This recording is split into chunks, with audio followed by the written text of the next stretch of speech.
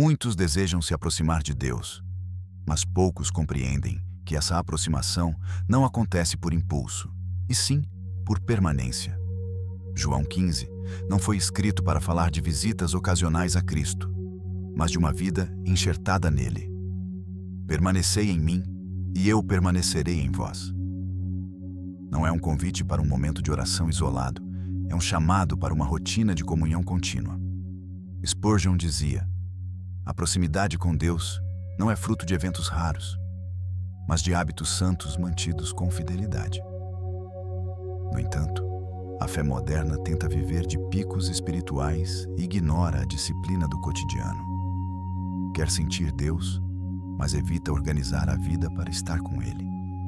Quer ouvir sua voz, mas entrega suas primeiras horas à pressa, ao ruído e às distrações. A rotina espiritual verdadeira não é um peso imposto pela religião. É um caminho de amor construído pela obediência. Assim como um fogo precisa de lenha todos os dias, a comunhão com Deus precisa ser alimentada diariamente. Quando isso não acontece, a fé se torna frágil, dependente de emoções, vulnerável ao cansaço e exposta às distrações do mundo. Jesus deixou isso claro. O ramo não pode dar fruto de si mesmo se não permanecer na videira. O fruto da vida espiritual não nasce da força de vontade, mas da constância na presença. E a presença não se constrói em intervalos ocasionais. Ela se estabelece quando a alma cria espaços fixos para Deus dentro da rotina. Spurgeon afirmava: não é a intensidade momentânea que sustenta o cristão, mas a regularidade da comunhão. Muitos querem os frutos da intimidade, mas rejeitam o caminho da constância. Querem a paz, mas não guardam o tempo com Deus. Querem discernimento, mas não protegem os momentos de silêncio. Querem força espiritual, mas negligenciam as fontes diárias. Este ensino não é para quem busca atalhos. É para quem deseja andar com Deus todos os dias, no silêncio, na luta, no trabalho, na espera e na rotina comum. Porque é exatamente aí que a presença se aprofunda, o coração se alinha e a vida começa, de fato, a mudar. A proximidade real com Deus não é um acaso espiritual. Ela não nasce do improviso, nem da emoção passageira, nem do entusiasmo momentâneo. Ela nasce da permanência, e a permanência nasce da disciplina. Jesus deixou isso claro em João 15. O ramo não pode dar fruto de si mesmo se não permanecer na videira. O fruto não depende da força do ramo, mas da constância com que ele permanece ligado à fonte. Spurgeon dizia: não é a chama que surge de repente que sustenta o cristão, mas o fogo que é alimentado todos os dias. Muitos querem uma vida espiritual forte, mas sem estrutura. Querem intimidade com Deus, mas sem ordem. Querem sentir a presença, mas sem proteger o tempo da comunhão.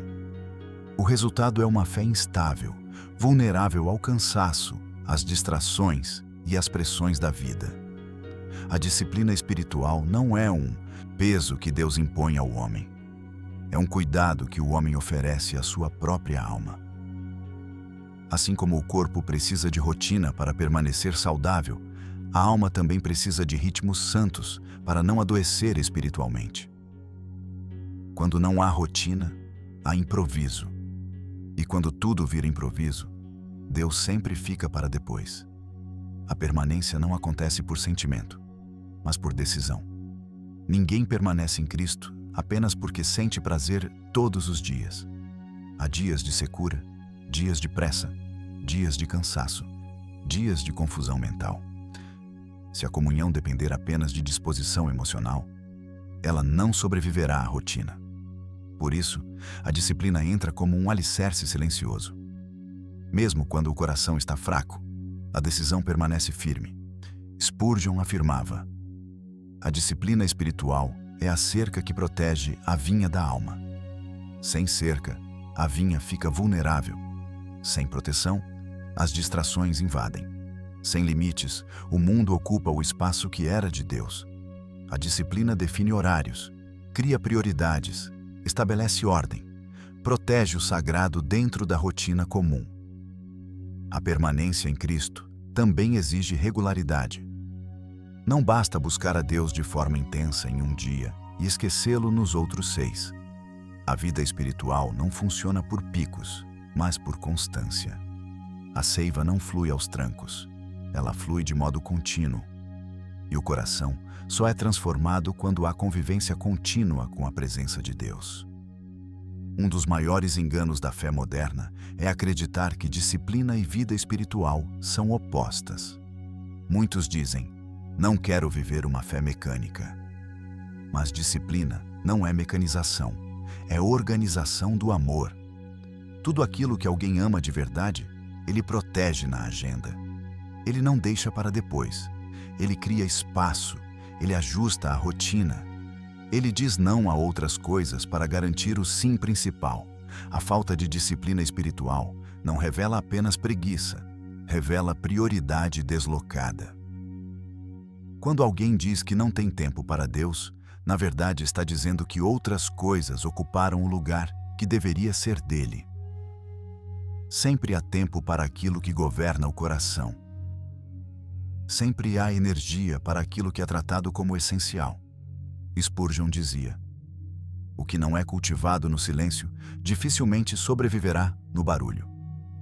A rotina espiritual é esse cultivo silencioso. É a oração simples, mas diária. É a palavra aberta com regularidade. É o coração sendo derramado diante de Deus sem plateia. É a escolha de começar o dia com o céu antes de enfrentar a terra. Essas coisas não fazem barulho, mas constroem profundezas. A permanência que nasce da disciplina também ensina o cristão a lidar com a própria instabilidade. Porque ninguém é espiritual o tempo todo no nível das emoções. Há dias de fé forte e dias de fé cansada. Há dias de alegria e dias de peso. A disciplina impede que a vida espiritual dependa dessas variações. Ela mantém o vínculo quando o sentimento falha. Quando a disciplina é desprezada, a comunhão se torna frágil. Oração vira eventual. Palavra vira ocasional. Consagração vira exceção. E lentamente, a alma vai se distanciando sem perceber. Não há um rompimento brusco. Há um afastamento progressivo. Um dia sem orar vira uma semana. Uma semana vira um mês. E quando se percebe, a vida espiritual já perdeu força. Spurgeon afirmava, é mais fácil manter o fogo aceso do que reacendê-lo depois que se apaga. A disciplina é justamente isso. Manter o fogo aceso. Não permitir que a chama se apague por negligência. Não permitir que a rotina engula o sagrado. Não permitir que as urgências da vida sufoquem a presença de Deus. A permanência em Cristo não exige perfeição, mas exige fidelidade. Não exige que todos os dias sejam espiritualmente intensos, mas exige que todos os dias sejam espiritualmente entregues. Deus não pede desempenho, pede presença. E a disciplina é o caminho pelo qual essa presença é protegida dentro da rotina. No fim, a rotina espiritual que aproxima alguém de Deus começa exatamente aqui. Quando a alma deixa de viver de impulsos e passa a viver de permanência organizada. Quando deixa de tratar Deus como visita e passa a tratá-lo como morador. E a pergunta que este capítulo deixa gravada no íntimo é simples, mas decisiva. Você tem tratado sua comunhão com Deus como prioridade protegida ou como sobra de tempo? Há um princípio espiritual silencioso, mas poderoso. Aquilo que recebe o primeiro lugar governa todo o resto. Na vida cotidiana, o que ocupa as primeiras horas molda o ritmo do coração, decide os pensamentos iniciais, estabelece o clima da alma. Spurgeon dizia, quem começa o dia com Deus aprende a atravessar o dia com Deus. E aqui muitos fracassam. Entregam a Deus as sobras, quando Ele pediu as primícias. A rotina espiritual que aproxima alguém de Deus começa no primeiro tempo do dia. não como regra rígida, mas como declaração de prioridade. Antes das notícias, antes das mensagens, antes das preocupações, antes das vozes da terra, a alma precisa ouvir a voz do céu. Quando isso não acontece, o dia já começa inclinado para o mundo e não para Deus.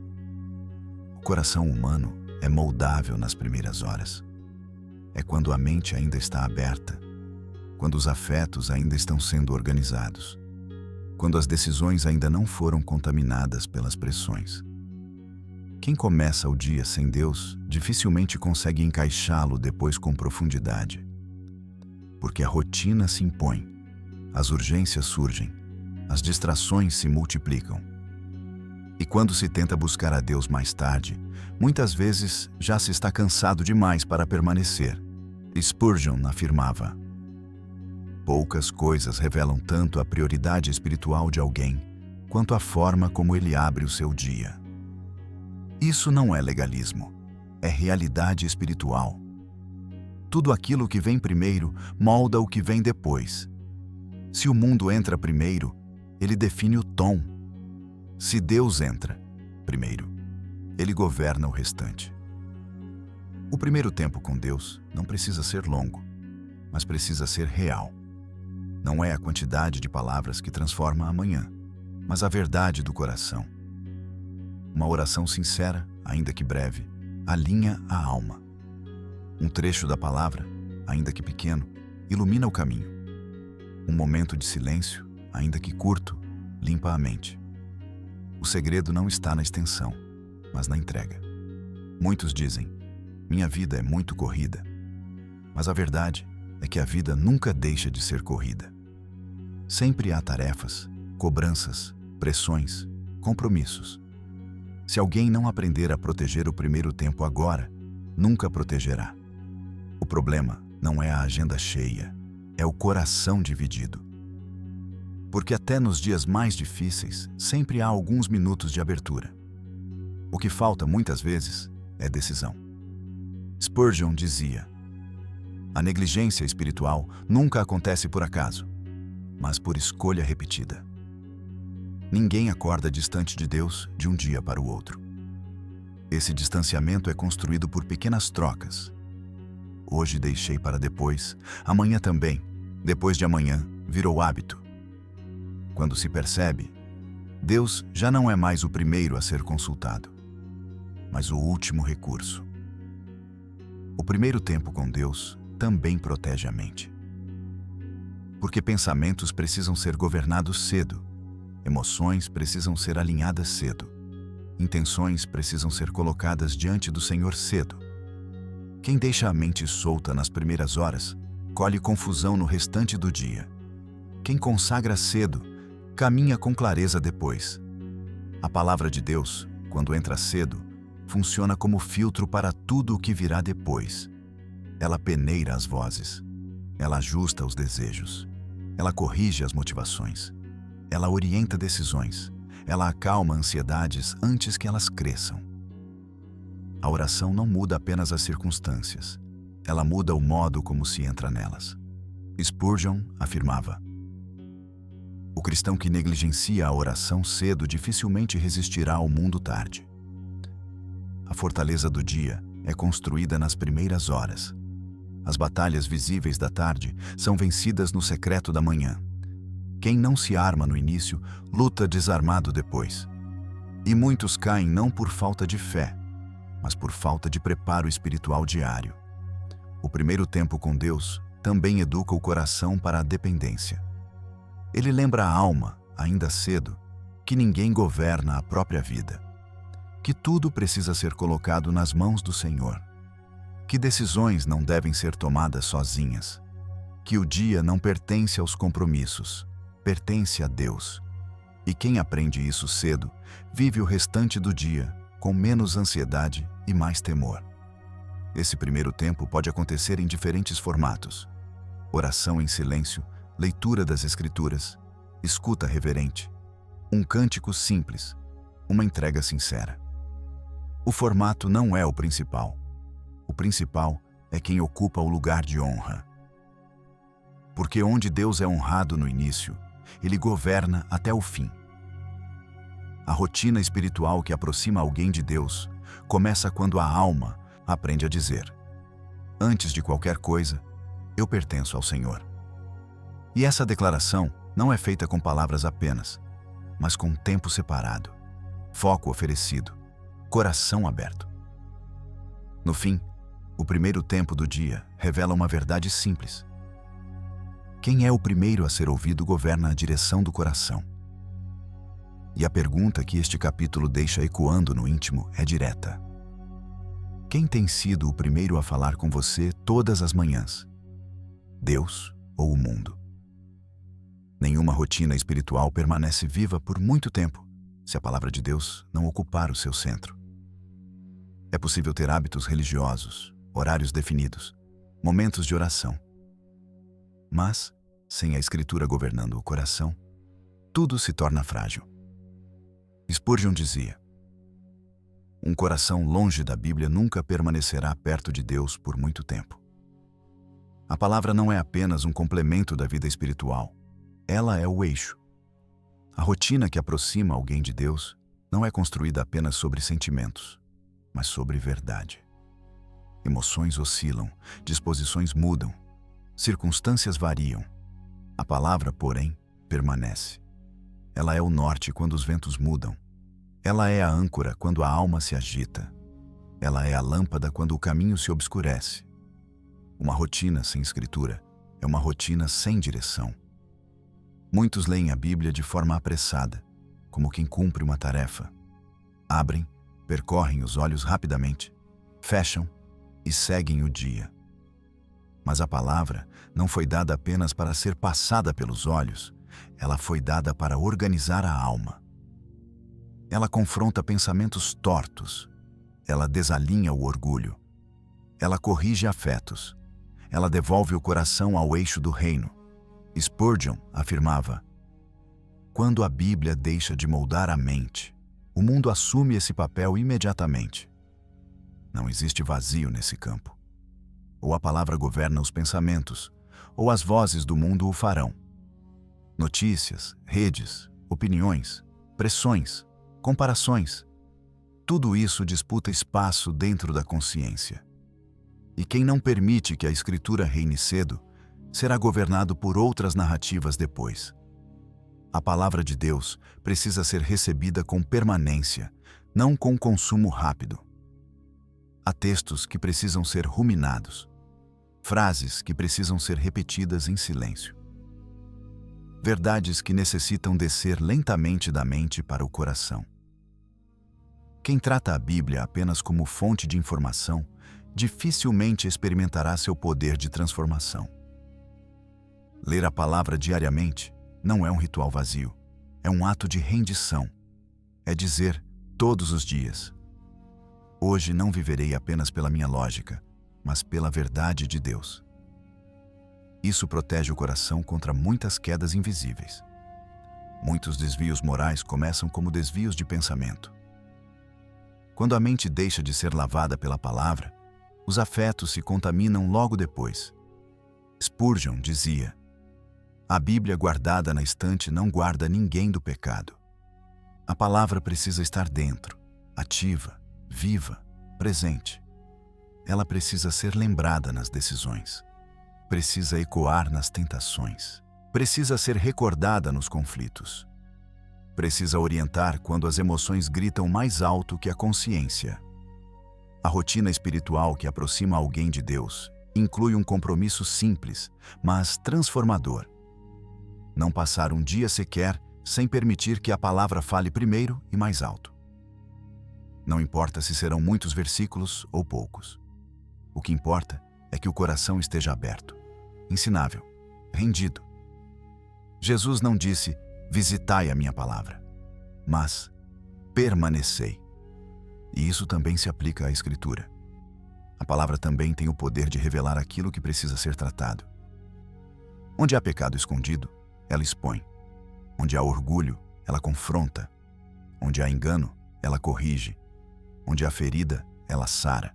Onde há confusão, ela clareia. Por isso, Muitos evitam a leitura profunda, porque sabem que serão tocados onde ainda resistem. Spurgeon afirmava: o mesmo sol que derrete a cera endurece o barro. A palavra sempre age. A diferença está na disposição do coração. Para uns, ela produz quebrantamento. Para outros, desconforto. Para uns, gera arrependimento. Para outros, resistência. Mas ninguém passa ileso diante da verdade quando ela é permitida entrar com profundidade. A palavra também organiza o ritmo interior. Ela ensina a esperar, a confiar, a obedecer, a se arrepender, a se alegrar com moderação, a sofrer com esperança, a viver com temor. Sem ela, a alma vive aos solavancos, reagindo mais do que discernindo. Com ela, a alma aprende a caminhar com firmeza, mesmo quando tudo ao redor oscila.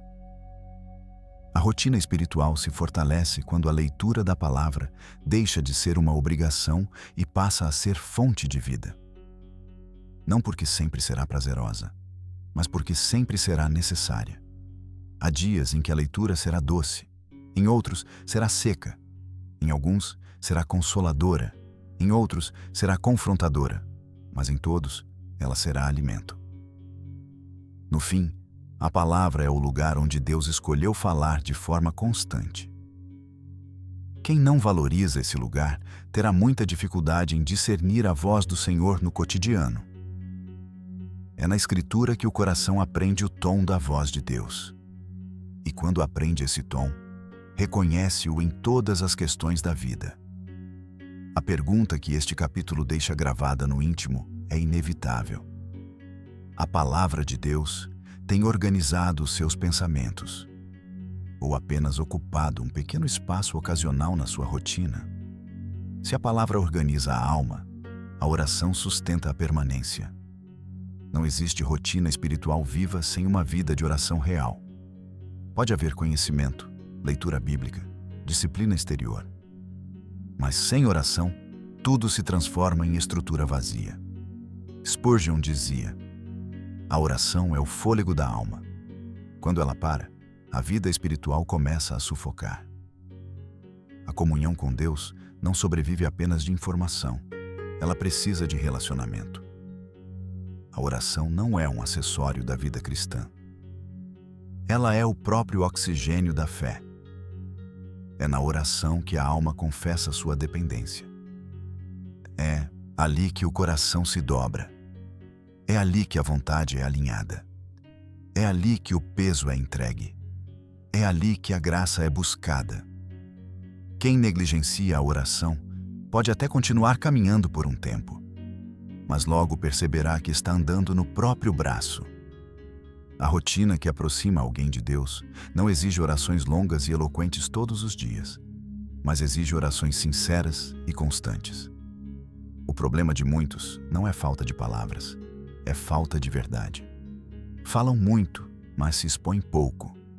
Pedem muito, mas se rendem pouco. Clamam por respostas, mas resistem à transformação. A oração que sustenta a permanência é aquela em que a alma se apresenta sem máscaras.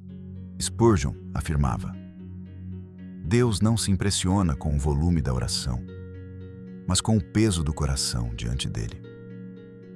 Muitas vezes, uma oração curta, mas verdadeira, move mais o céu do que longos discursos vazios.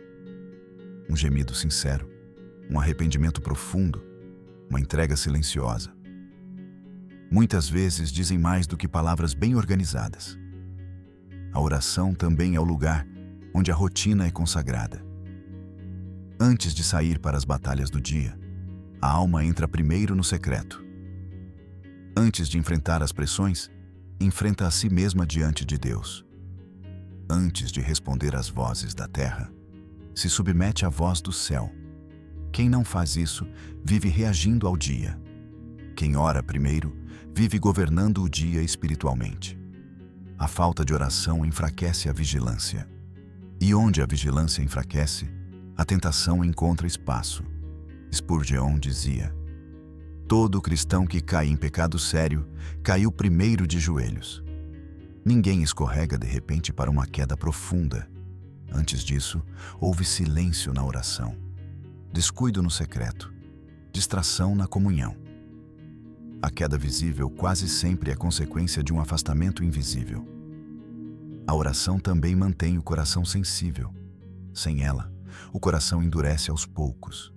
A consciência fica menos sensível ao erro. O arrependimento se torna raro. A palavra perde impacto. A presença de Deus não constrange mais como antes. Tudo isso começa quando a vida de oração se torna mecânica, irregular ou inexistente. Spurgeon afirmava: a oração é a fornalha onde o desejo é purificado. É ali que vontades desordenadas são tratadas, ambições tortas são confrontadas, mágoas são curadas, orgulhos são quebrados, expectativas são alinhadas. Quem ora não apenas fala com Deus, permite que Deus fale com ele. A oração também ensina o cristão a esperar. Vivemos numa geração apressada, imediatista, impaciente. Quer respostas rápidas, soluções instantâneas, alívio imediato. Mas a oração desacelera a alma. Ela ensina a confiar no tempo de Deus. Ensina a permanecer quando a resposta demora. Ensina a descansar mesmo quando a situação não muda. A rotina espiritual se fortalece quando a oração deixa de ser apenas um pedido e passa a ser um encontro. Não orar apenas para mudar circunstâncias, mas para ser mudado por dentro. Não ir ao secreto apenas para apresentar listas, mas para se apresentar inteiro diante de Deus. Há dias em que a alma não terá muito o que dizer, mas ainda assim precisará estar ali. A oração também sustenta a comunhão nos dias de secura. Quando não há emoção na leitura da palavra, a oração mantém o vínculo. Quando não há ânimo, a oração mantém a direção. Quando não há prazer, a oração mantém a fidelidade.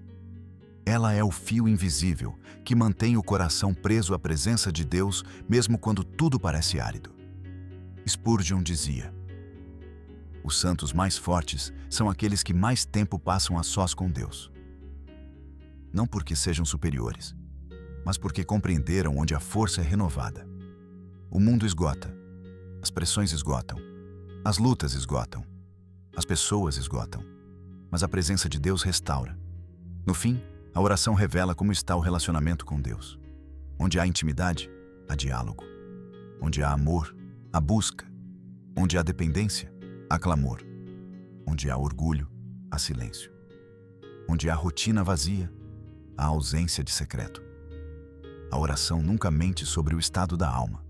E a pergunta que este capítulo deixa no íntimo é simples, mas reveladora. Como está a sua vida de oração? Viva, forçada, ocasional ou quase inexistente? Vivemos em uma geração barulhenta. Sons por todos os lados. Vozes, notificações, opiniões, vídeos, cobranças, informações. O barulho se tornou o ambiente natural da mente moderna. E, no entanto, a comunhão profunda com Deus quase sempre nasce no silêncio. Spurgeon dizia: Deus fala suavemente com aqueles que aprendem a silenciar a própria alma. Onde tudo é ruído, a voz do Senhor se torna difícil de discernir. A rotina espiritual que aproxima alguém de Deus precisa incluir momentos de silêncio real.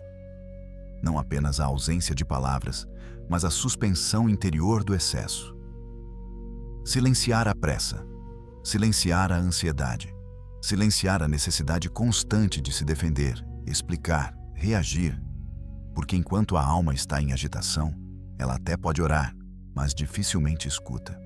Ela até pode ler, mas dificilmente percebe. Ela até pode pedir, mas raramente descansa. O silêncio é desconfortável para muitos porque ele revela o que está por dentro. No barulho, é fácil fugir de si mesmo. No silêncio, os pensamentos aparecem. As motivações se levantam. As feridas falam. As culpas emergem. As carências se apresentam. E é exatamente aí que Deus começa a tratar a alma com profundidade. Por isso, muitos evitam o silêncio. Não por falta de tempo, mas por medo de encarar o próprio interior. Spurgeon afirmava: a alma nunca cresce nas multidões, mas no recolhimento diante de Deus. Não é que Deus não possa se manifestar em meio ao barulho. Ele pode. Mas o amadurecimento espiritual quase sempre ocorre quando o coração aprende a se apresentar sem distrações. É no silêncio que a palavra ecoa mais fundo. É no silêncio que a oração se torna mais sincera. É no silêncio que o arrependimento ganha verdade. O silêncio também quebra a ilusão de controle. Quando alguém está sempre falando, sempre reagindo, sempre argumentando, sempre se explicando, há uma sensação de domínio. Mas quando a alma se cala diante de Deus, ela confessa sem palavras: eu não governo tudo. O silêncio é uma forma de rendição.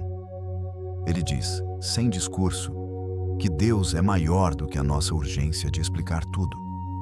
A rotina espiritual precisa de momentos em que a alma simplesmente permanece diante do Senhor sem exigir respostas rápidas. Permanecer sem agenda. Permanecer sem lista. Permanecer sem discurso. Apenas estar. Isso educa o coração para a dependência verdadeira.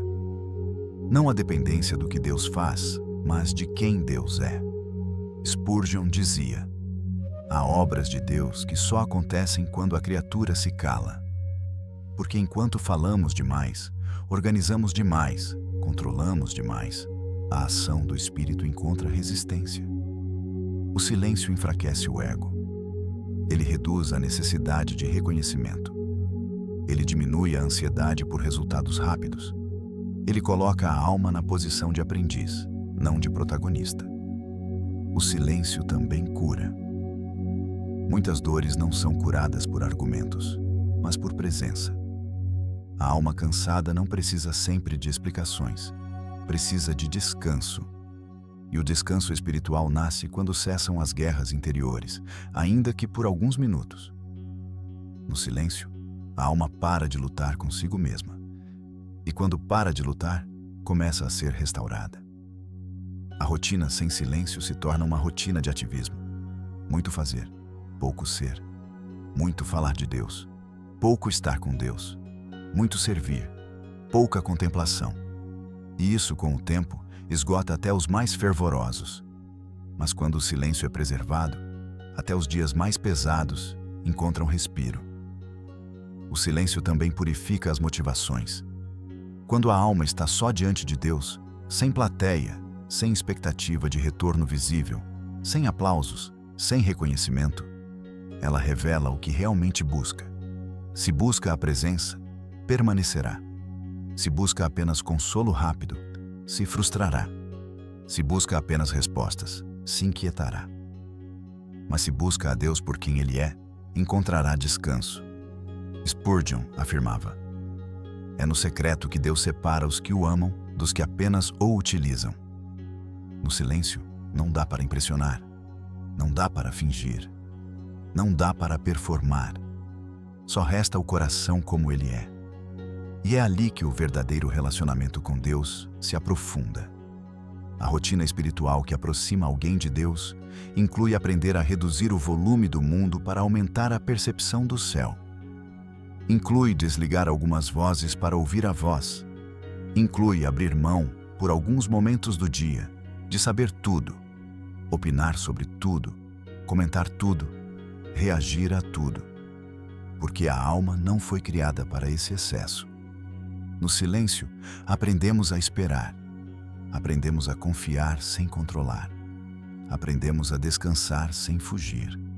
Aprendemos a crer sem ver sinais imediatos. Aprendemos a permanecer, como o ramo na videira, sem se mover, apenas recebendo a seiva. E a pergunta que este capítulo deixa no centro do coração é direta. O silêncio ainda existe na sua rotina? Ou a sua alma tem vivido soterrada pelo barulho dos dias? Não existe rotina espiritual verdadeira sem obediência prática.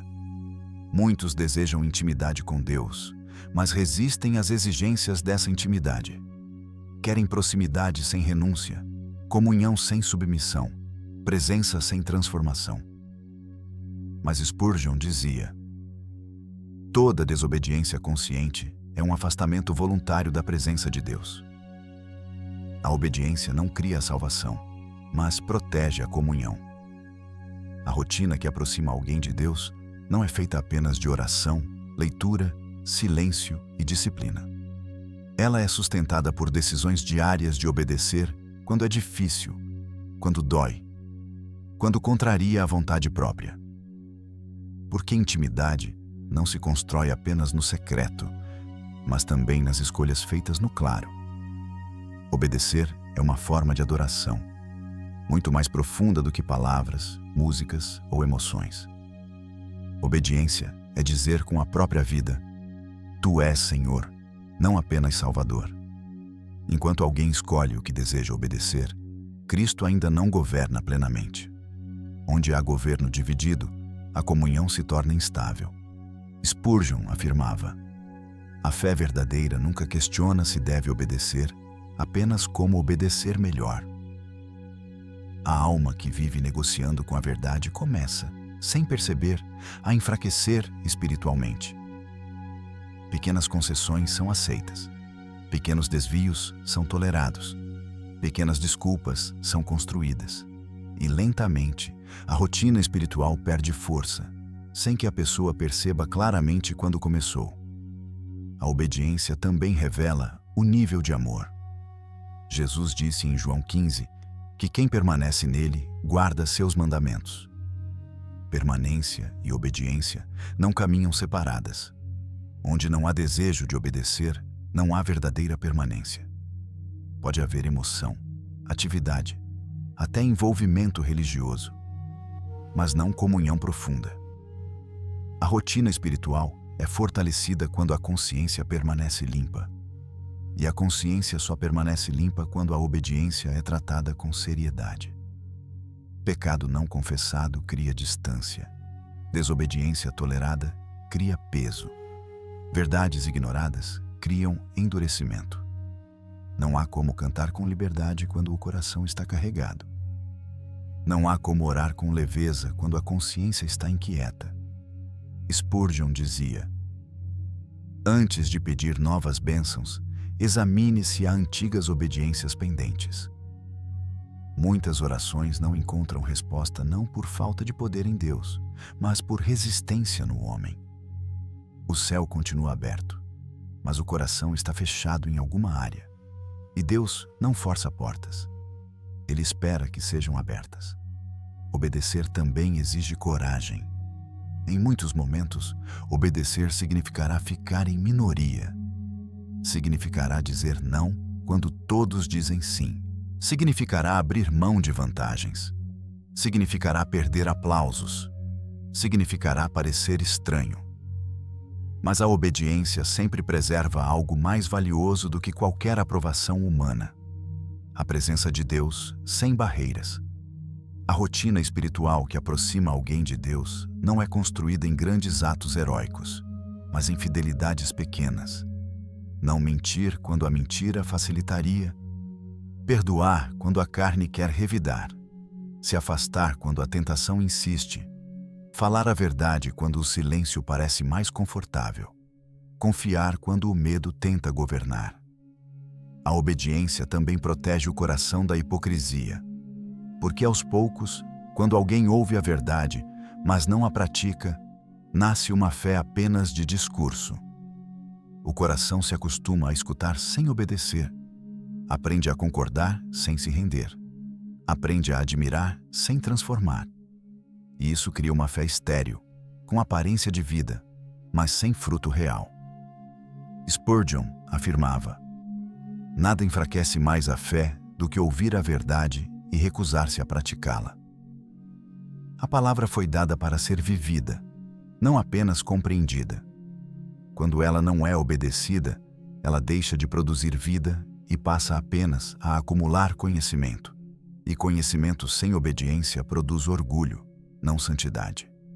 A obediência também protege a sensibilidade espiritual. Quem obedece rápido mantém a consciência viva. Quem posterga sempre endurece um pouco mais. Quem negocia constantemente fica cada vez menos sensível à voz do Espírito. E chega um ponto em que já não se sabe mais se aquilo que incomoda é convicção de Deus ou apenas incômodo humano. A rotina espiritual que aproxima alguém de Deus é aquela em que o coração responde com prontidão quando Deus fala. Não com perfeição, mas com sinceridade. Não sem quedas, mas sem resistência prolongada. Não sem lutas, mas sem alianças com o erro. O verdadeiro afastamento de Deus não começa quando alguém cai. Começa quando alguém para de se levantar. No fim, a obediência não é o preço da intimidade. É a linguagem da intimidade. Quem ama, obedece. Quem obedece, permanece. Quem permanece, produz fruto. E quem produz fruto, vive uma comunhão que não é frágil, mas viva, profunda e constante. E a pergunta que este capítulo deixa gravada no íntimo é direta. Há alguma área da sua vida hoje onde você sabe que deveria obedecer, mas ainda está resistindo? Tudo o que foi falado até aqui, disciplina, primeiro tempo, palavra, oração, silêncio e obediência, converge para uma única verdade espiritual. A rotina que aproxima de Deus é a rotina da permanência. João 15. Não é apenas uma metáfora bonita, é uma revelação do modo como a vida espiritual realmente funciona. O ramo não cria vida, ele apenas permanece. E por permanecer, recebe a seiva. Por receber a seiva, produz fruto. O grande erro de muitos cristãos é tentar produzir frutos antes de aprender a permanecer. Tentam vencer pecados sem cultivar comunhão. Tentam crescer espiritualmente sem aprofundar raízes. Tentam servir sem primeiro aprender a estar com Cristo. O resultado quase sempre é cansaço, frustração e uma fé instável. Mas Jesus foi claro. Sem mim, nada podeis fazer. Nada duradouro, nada vivo, nada verdadeiro. Spurgeon dizia: toda a força do cristão está na proximidade com Cristo. Afastado dele, até o mais zeloso se torna fraco. A permanência não é um adorno da fé. É a fonte da fé. É dela que nasce a paciência nas lutas, a firmeza nas tentações, a mansidão nas ofensas, a perseverança nos dias secos e a gratidão nos dias bons. A permanência também revela que a vida cristã verdadeira não é sustentada por pressões externas, mas por vínculos internos. Há pessoas que vivem corretamente apenas por medo de punição, por obrigação religiosa ou por pressão do ambiente. Mas quando essas pressões desaparecem, a fé desmorona. A permanência em Cristo cria outro tipo de sustentação. O amor que vincula, não o medo que obriga. Quando a permanência se torna hábito, a rotina deixa de ser peso e passa a ser caminho.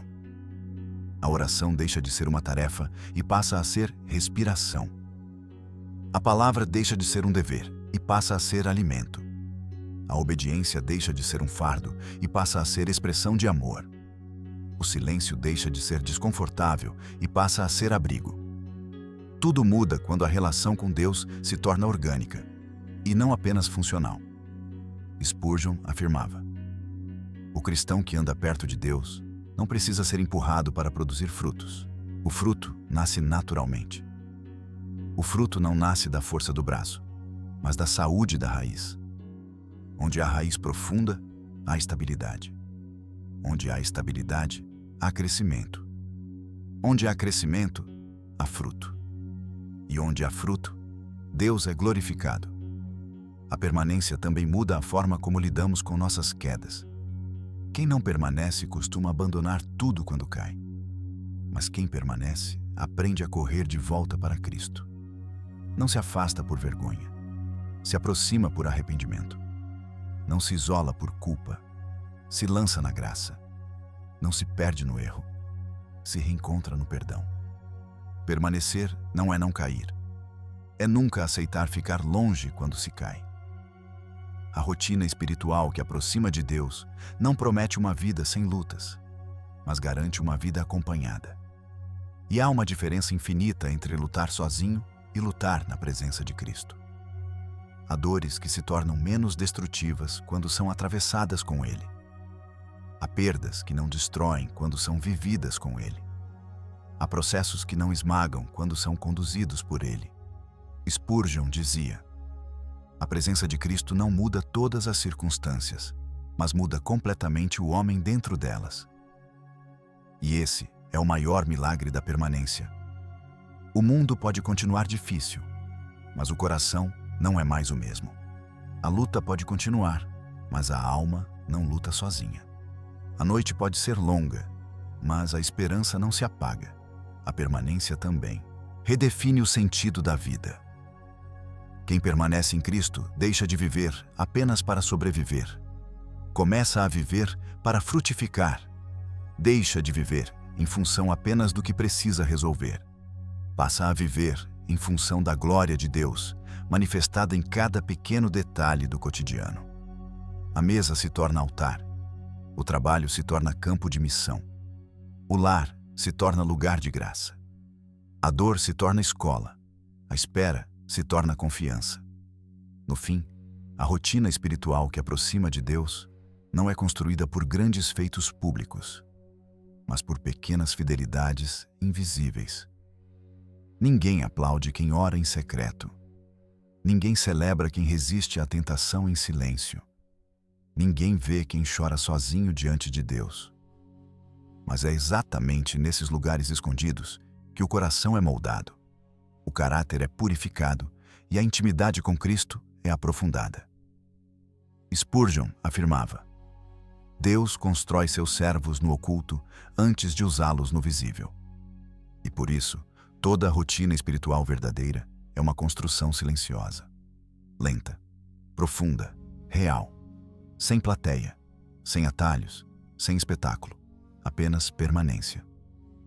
E a grande pergunta com que este roteiro se encerra não é se você acredita em Deus, não é se você frequenta uma igreja, não é se você conhece doutrinas. A pergunta final é esta: você tem apenas visitado Jesus? Ou realmente tem permanecido nele todos os dias? Porque é somente na permanência que a vida muda. É somente na permanência que o fruto nasce. E é somente na permanência que a comunhão deixa de ser teoria e se torna vida. Se esta mensagem falou com você, não deixe que ela termine apenas como um vídeo. A rotina que aproxima de Deus começa com uma decisão hoje. Inscreva-se agora no canal A Escola do Príncipe e continue crescendo na presença de Cristo, em profundidade, constância e temor. Aqui você encontra outros ensinamentos que vão fortalecer sua fé, alinhar sua vida com a palavra e te conduzir a uma comunhão real com Deus. Conheça também os outros vídeos do canal e siga avançando nessa caminhada com Jesus. Que a sua rotina seja marcada pela presença e que a sua vida produza frutos para a glória de Deus.